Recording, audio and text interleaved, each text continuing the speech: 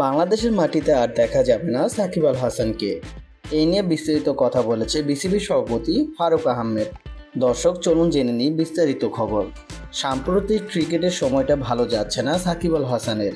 মাঠে ক্রিকেটে নিজের নামের সুবিচার করতে পারছে না। বয়সটা 37 পেরিয়ে যাচ্ছে, সঙ্গে ভুগতে হচ্ছে চোখের সমস্যা।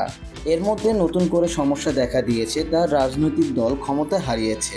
তাই স্বাভাবিকভাবে প্রশ্ন উঠেছে, কোন পথে আগাচ্ছে সাকিবের ক্রিকেট ভবিষ্যৎ। সাকিবের ক্রিকেট ভবিষ্যৎ সম্পর্কে জানতে চাওয়া হয়েছিল বিসিবি সভাপতি ফারুক আহমেদের কাছে।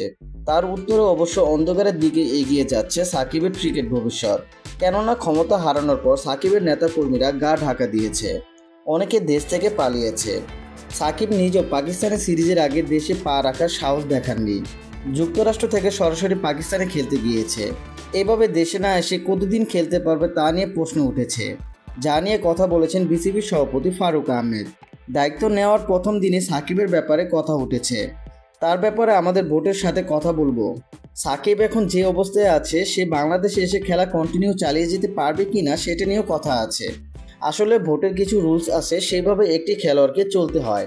সেই মতো না চলতে পারলে তাকে দলে নেওয়ার কোনো প্রয়োজন নেই।